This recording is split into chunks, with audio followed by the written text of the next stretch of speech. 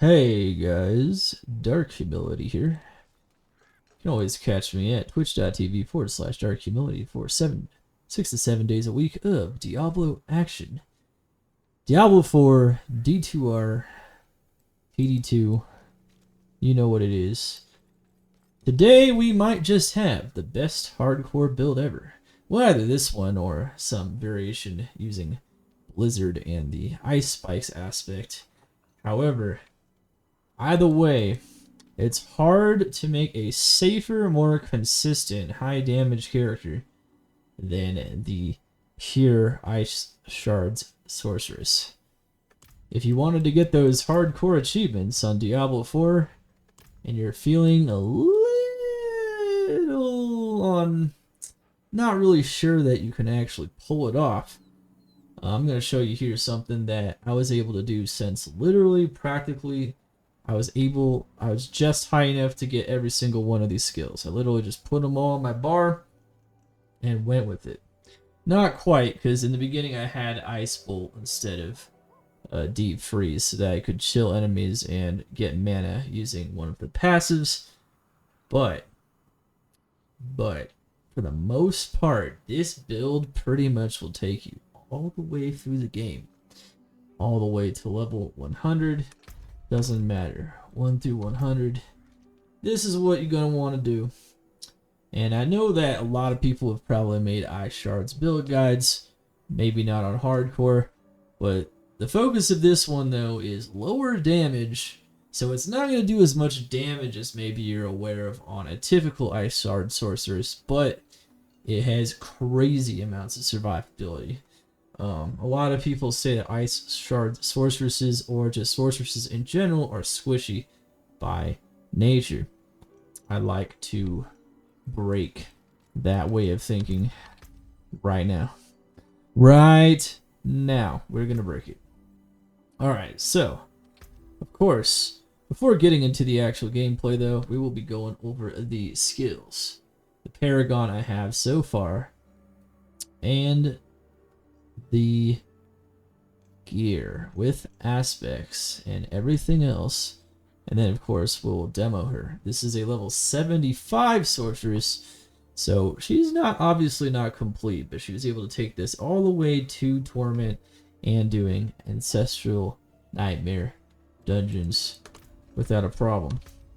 Of course, if you want to go beyond this, just keep doing the same thing and get more damage glyphs and other things of that nature, which of course I will show you guys momentarily. But anyway, first off, the skill tree.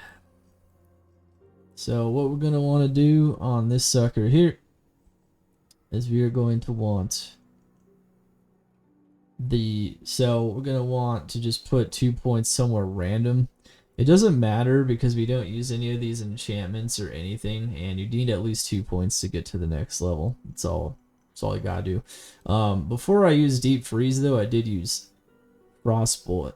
As a matter of fact, I even used Glinting Frostbolt because it would help me generate mana, which is definitely a problem, especially early game. You really need to try to find as many ways as possible to generate mana for Ice Shards. Ice Shards, max it out. Enhanced Ice Shards and Destructive Ice Shards. Now, you might think you might want Greater Ice Shards because, of course, you get vulnerable down here from Frost Nova. But you can't just spam Frost Nova infinitely, so having enemies always vulnerable all the time is good. It's also nice to have them vulnerable from Frost Nova because then your Ice Shards enchantment effect will do more damage to them, which is right here. Of course, we use this because it does a crazy amount of damage. In some ways, this is a Frost Nova Sorceress and not an Ice Shard Sorceress because of this enchantment. It's pretty insane. Of course, one of the things that makes this one of the safest builds in the game is that she is a sorceress using Flame Shield enchantment. Now, there are enchantments like Firebolt, which will give us more damage and can increase our critical strike damage. But this one means that even if you mess up, which I haven't done it yet, I actually haven't gotten down to 0 HP yet, but if you do, it will save you. you'll take fatal damage, and it can save you. Now, in some instances, supposedly it doesn't work, so don't 100% rely on it, but for the most part, it is really good. It's basically a cheat death. Of course, it can happen once every 120 seconds, but it'll make you invulnerable, and the monsters can't touch you, which is pretty insane. So yeah, those are the two enchantments that you want from your enchantment system on the sorceress, and yeah, that's one of the reasons why, you know, we have double vulnerable kind of here, which is kind of interesting.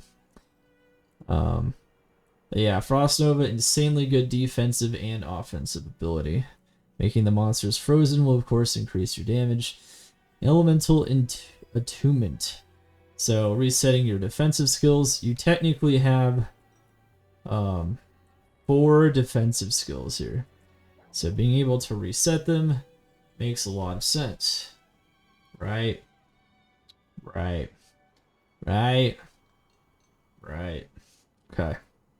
Anyway, you do a lot of crit strikes too, so at any rate, you're going to be resetting these quite a bit.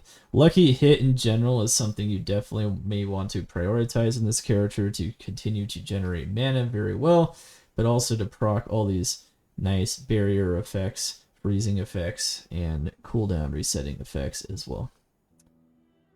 You're going to want ice armor.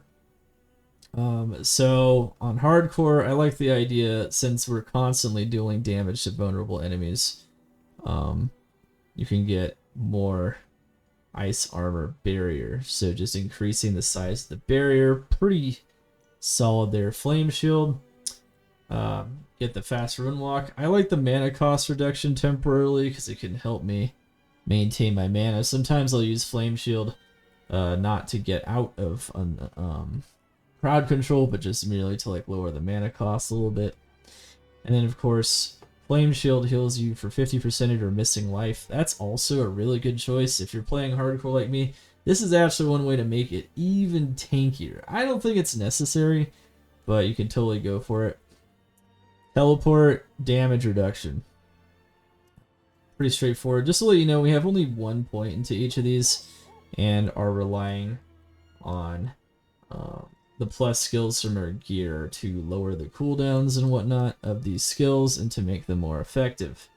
You could max out Frost Nova to lower the cooldown more if you want, but then you're going to miss out on all these incredible tanking abilities that we're going to show here in a second.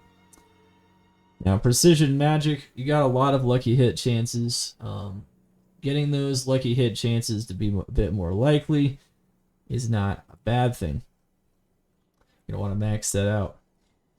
Also, this thing will make you absurdly tanky against elites in most cases when encountering them.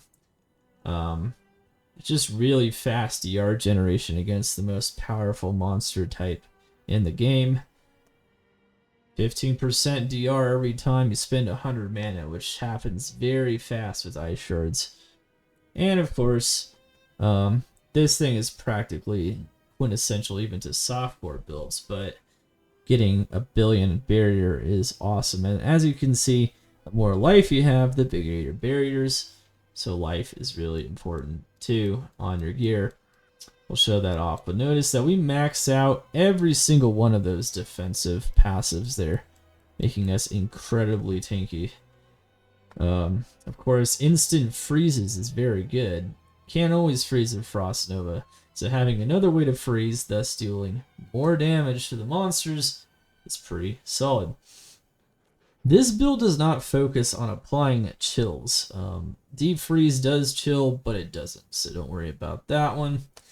And then, of course, increasing the duration of the barriers is also pretty key as well, just for making you have more. All these barriers stack together, and you're insanely tanky. Of course, maxing out each of these ultimate passives down here just makes you deal a lot more damage, period.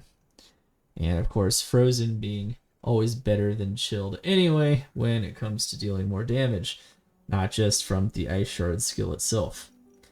Now, this is how you generate your mana. Well, it's one of the ways, so you gotta make sure to max out that, since we have so much vulnerable on monsters all the time.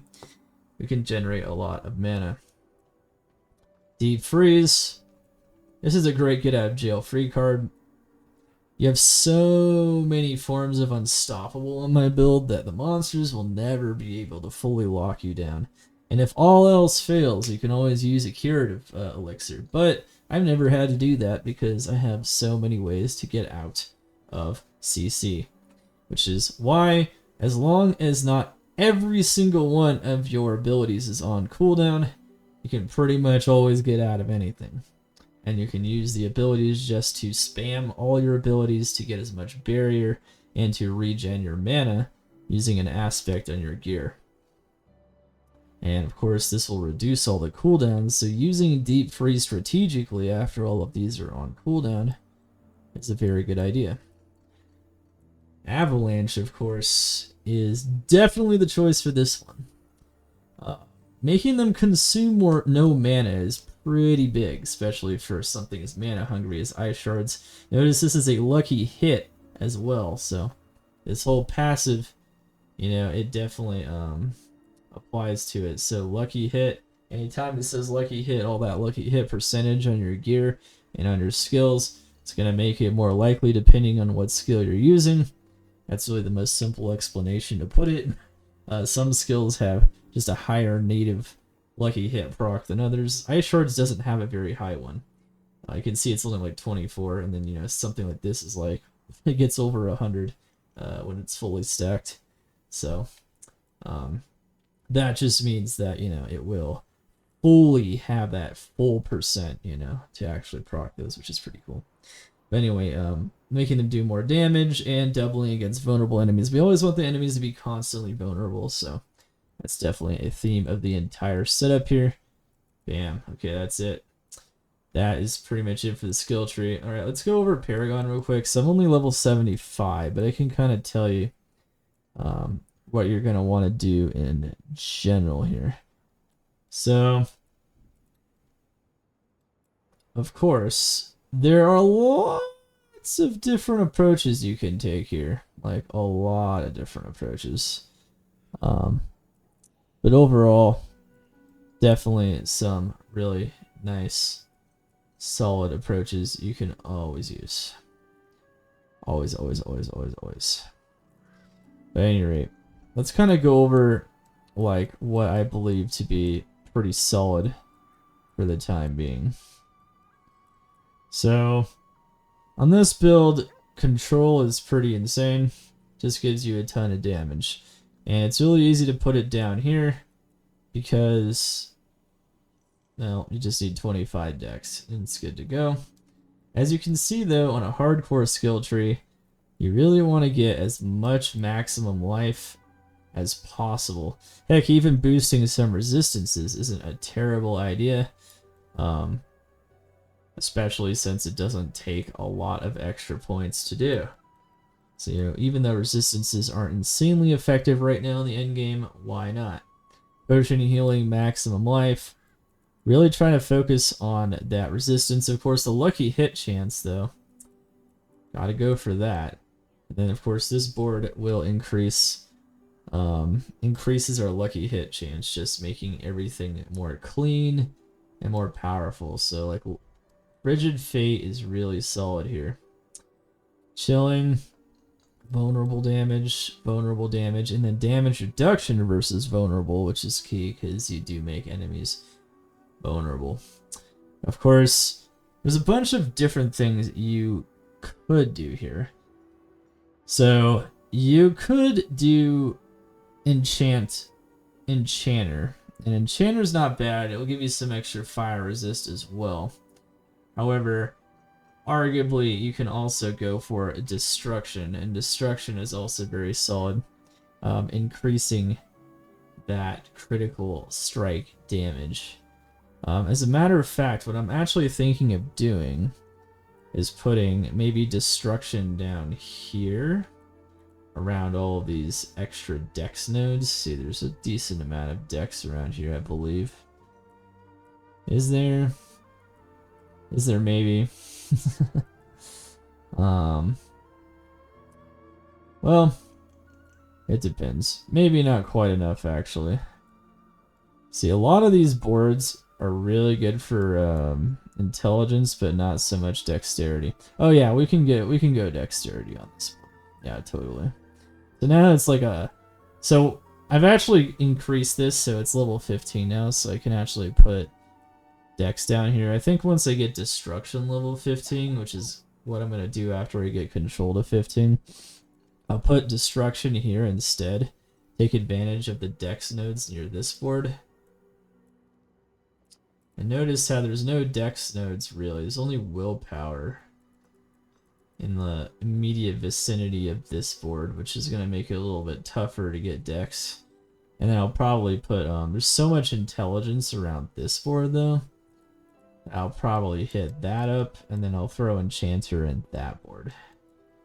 Of course you can also throw in exploit. Exploit is pretty good as well, so you can definitely throw in the exploit.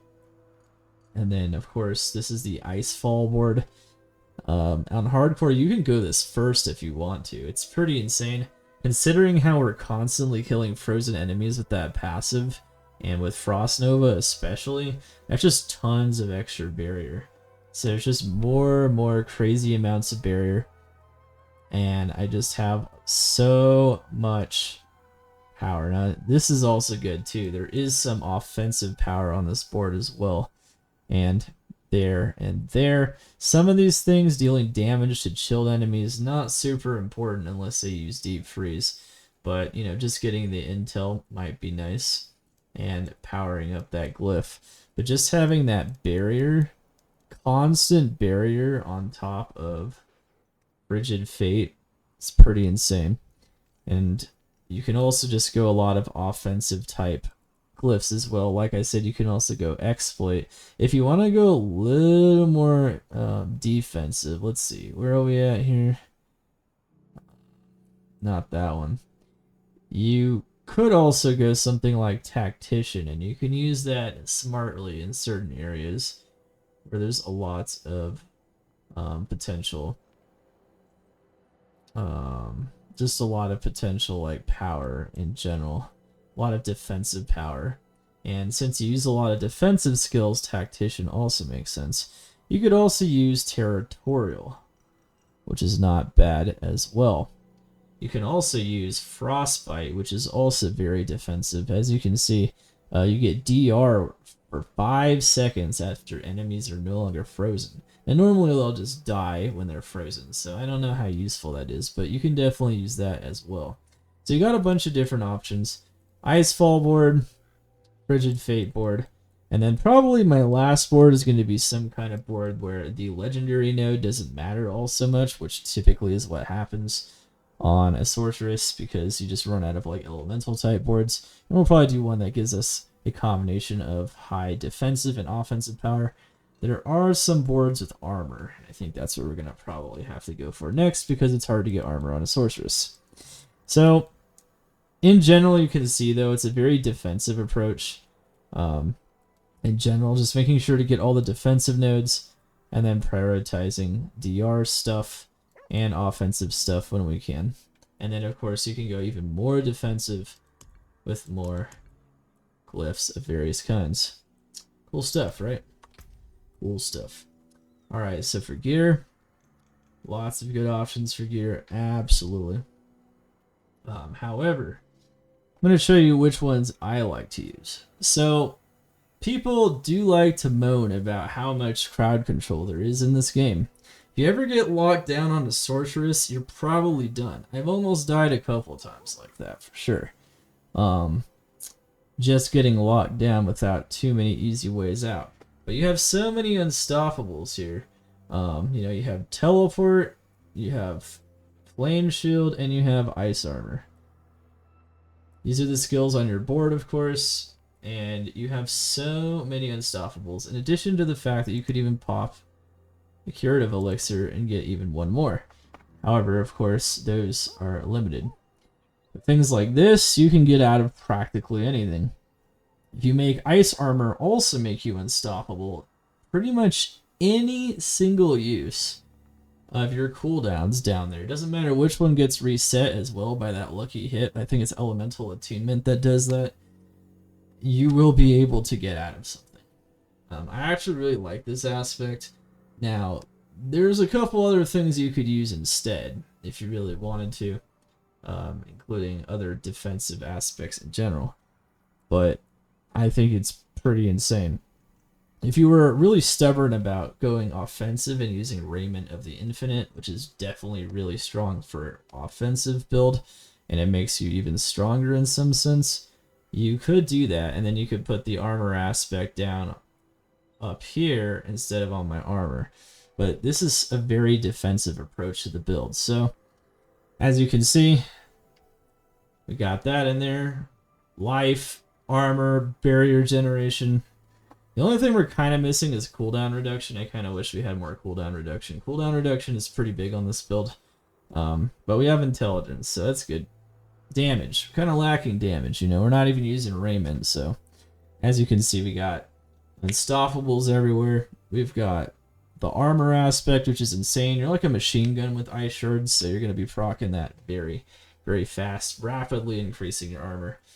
You can see this is our base armor right now, which is really high for my level, and it's really good, really tanky. I'm very tanky in Torment difficulty here.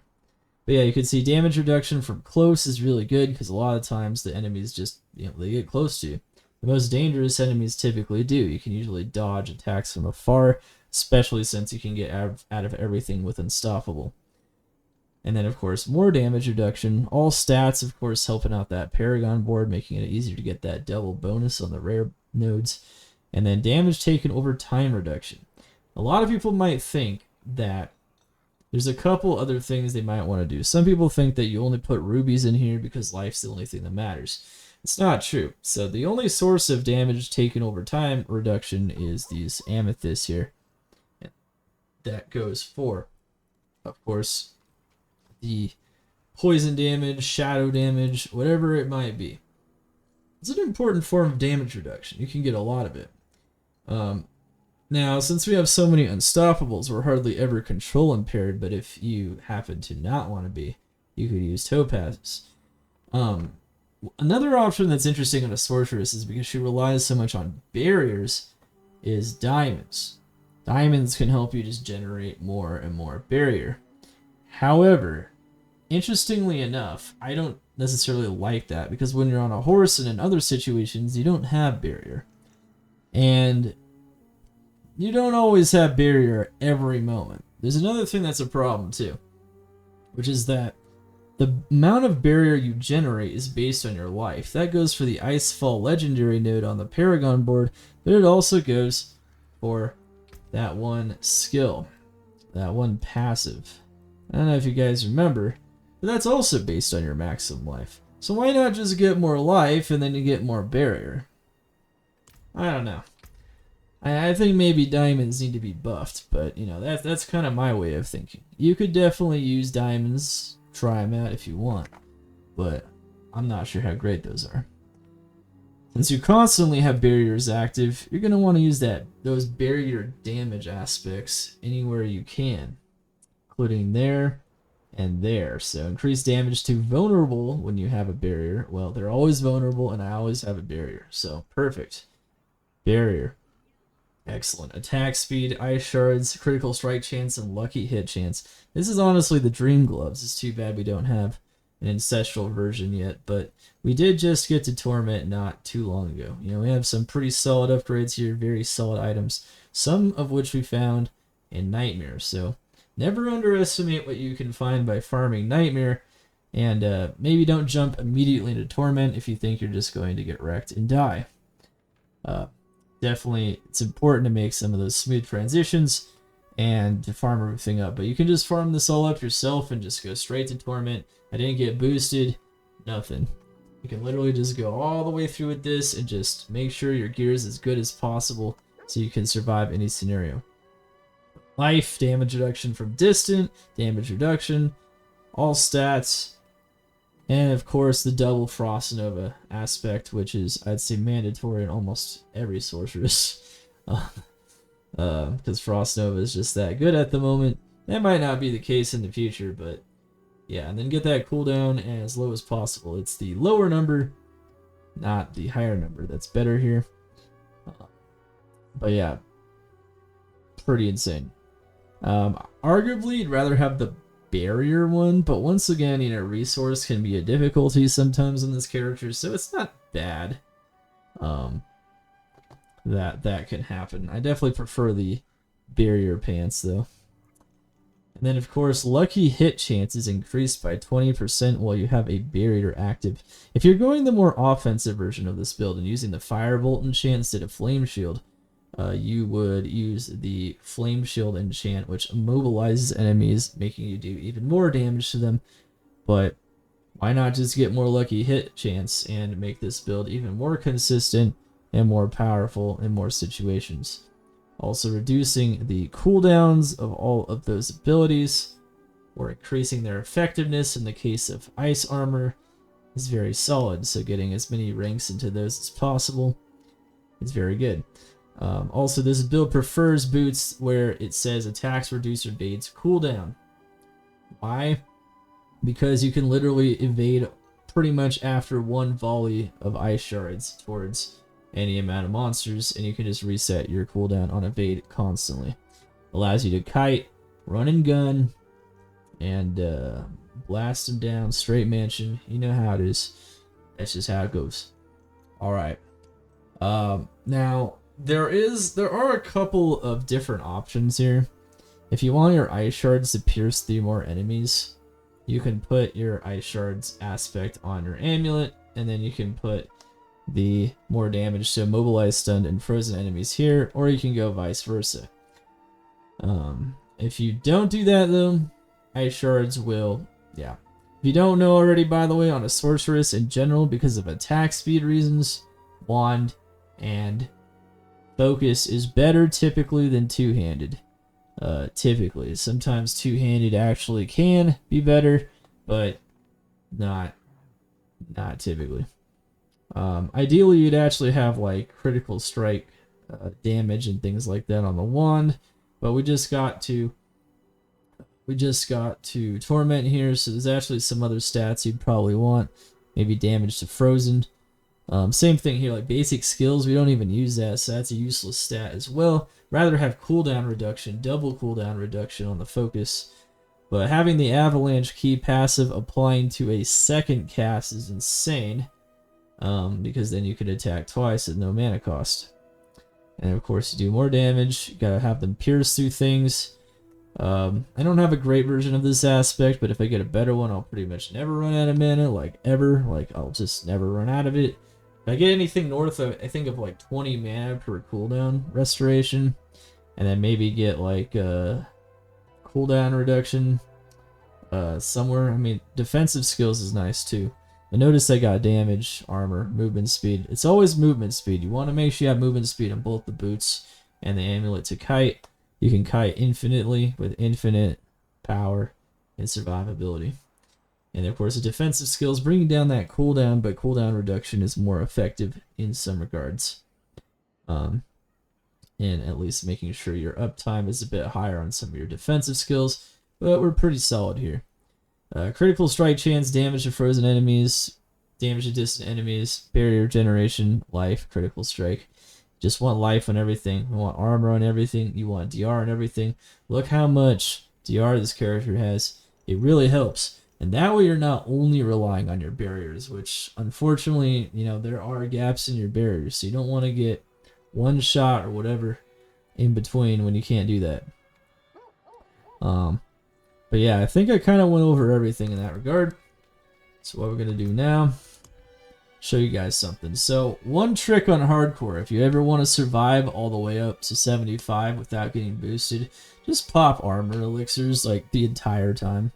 If you ever need to farm more, just make sure you're constantly clicking Galavine when you see it, or maybe even going to Fractured Peaks in the lower half of the area, farm some Bite Berry, and then you can just like buy like 15 of these and just have one running every 30 minutes. And so like, I use the 200 armor ones because they don't require very expensive and rare materials like crushed beast bones. And yeah, 200 armor. It does wonders. And of course, if you have percent armor like I do, it stacks. And of course, it will also stack with this aspect as well. Armor is insane. It's the most important stat for survivability. But yeah, that's it for the information part of the guide. If you guys want to learn more about how to survive on hardcore like a beast, check out my hardcore guide at maxroll.gg. I have written the Diablo 4 hardcore survival guide, so of course check that out and learn more about how to survive practically any scenario you're likely to come across, and just learn more about how the game works in general when it comes to survivability and what you should be prioritizing. Alright, so this character is a tank. She's not just a tank, she's a mega tank. So we're gonna do this one because this one's a tier 23. It's a few levels higher than us, and then you can kind of just see, you know, how tanky this build actually is. The whole time through progressing, I made sure to constantly be upgrading the survivability on the build. A lot of people are concerned maybe that, you know, if you go this hard on the survivability, including a cheat death from the flame shield, I even have a button for the death evasion elixir on my keyboard in case I needed another one in the time span when flame shield is recovering. So yeah, I'm prepared for pretty much anything. And that's just how she goes.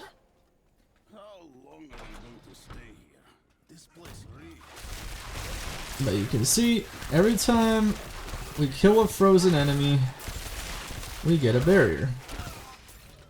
Every time we use a cooldown, we get a barrier.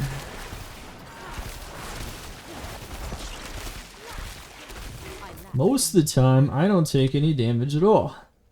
But you know, what's interesting is a lot of people might figure, well, you're so tanky, Dark Humility.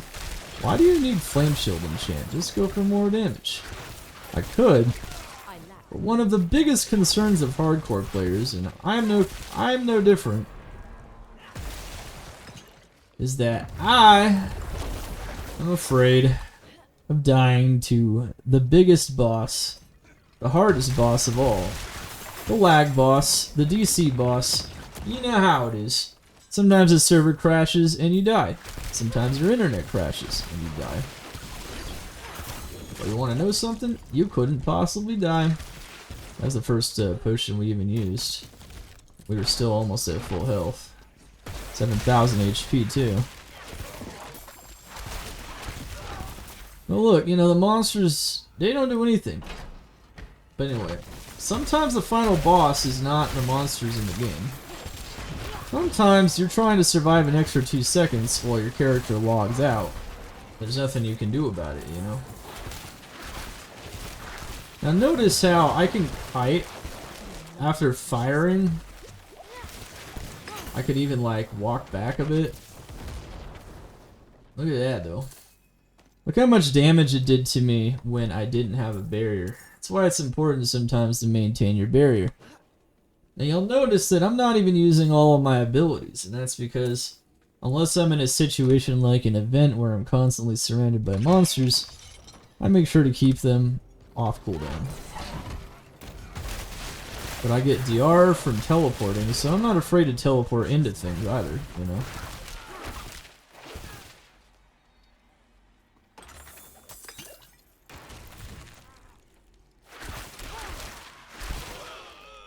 It's as simple as this though, a sip.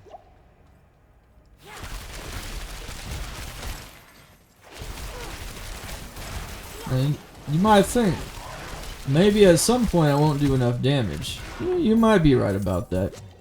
But for now, at this point, pretty solid. I would actually say that I'm not afraid of not ever doing enough damage, because I still got a lot of damage I can get from Paragon. And of course, there's still more ranks of things you can get. Blah blah blah blah blah. Notice how much damage Frost Nova does. If you're running out of mana, just use another cooldown. Doesn't matter which one. They all give you barrier.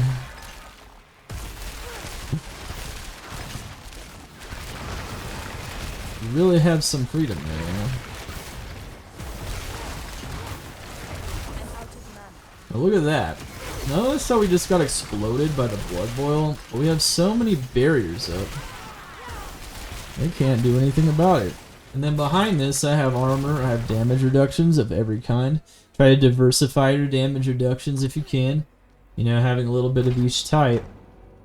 Close enemies, distant enemies, regular. Damage over time.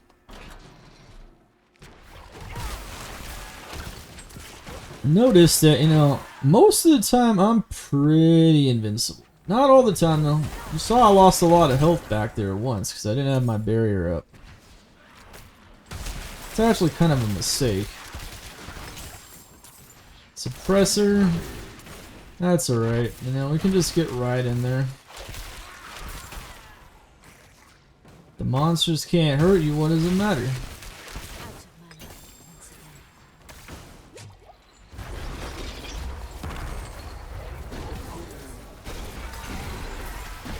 Of course, you know. This can always expedite things, right? Right. Pretty incredible stuff. Tried to run, but the cultists. Oh no, I got CC'd. Oh no. What am I gonna do? This is one of my like 4 ways to get out of it. Oh no. Wept for joy that their prayers to the light had been answered. Maximize how many monsters get hit by that frost nova. I'm terrified of this, but I know we will not. Notice how we haven't really had many mana problems, and typically you don't. But yeah, this hardcore sorceress is a beast. Oh baby, gonna take her out. Now, I'm a big hardcore player in D2. I gotta say, hardcore in D4, actually pretty tough.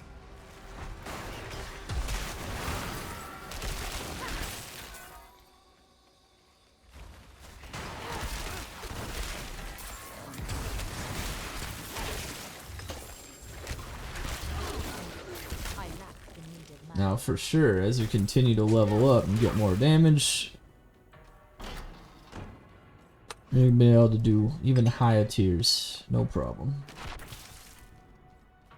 Let me see if there's something interesting going on here. Oh yeah, of course.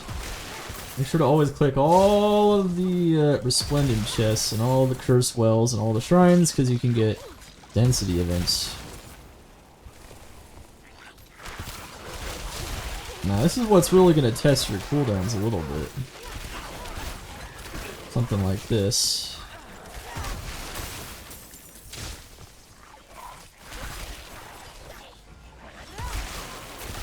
One thing to note about Avalanche is an ability not costing any mana is effectively also restoring your mana, because your mana is restoring while you're not using any mana.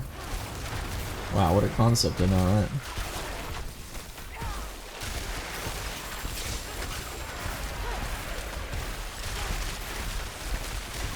Now, it'd be fun to see how this character, as it get more armor, you know, get better ancestral items and whatnot. It's the first potion I even use. But, you know, there's a lot of monsters, so eventually you just have to kill them all, right? There's so many times Frost Nova resets too, so if you just like sit in the monsters and you can survive them with infinite barriers, like, pretty good to go, right? So does the sorceress have to be squishy?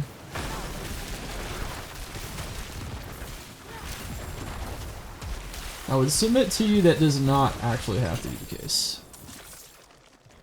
Definitely not. This is just one dungeon demo here though.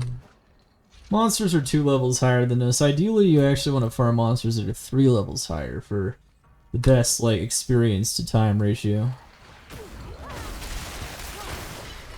I have a tier 24 as well, but wasn't as good for demoing because I think it gives me a positive positive that kind of doesn't show this build exactly how it is.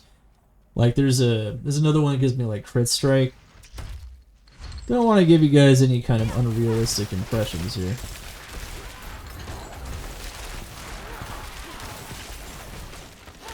Notice though, our damage is still plenty high. I have more protection than you could possibly want. Well, that's not true on hardcore. You never know what's going to happen, man. You never know. Like I said, sometimes... Look at all that lucky hit chance I have. Look how easy it is to just freeze monsters even without Frost Nova. It's pretty insane. Just more defensive and offensive power. Alright. Let's go kill the boss and GG. Hopefully you guys have enjoyed this guide and demo here for a hardcore Ice Shard Sorceress. Now you guys know how to succeed where others have failed before. Some hardcore veterans are even struggling to survive in Diablo 4, as Diablo 4 is pretty brutal. Difficulty transitions can be brutal.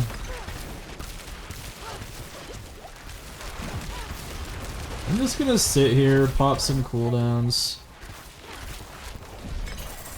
That's all I gotta do. Alright. Boom. That thing can't even hit me, so I don't care about it. Awesome. Anyway.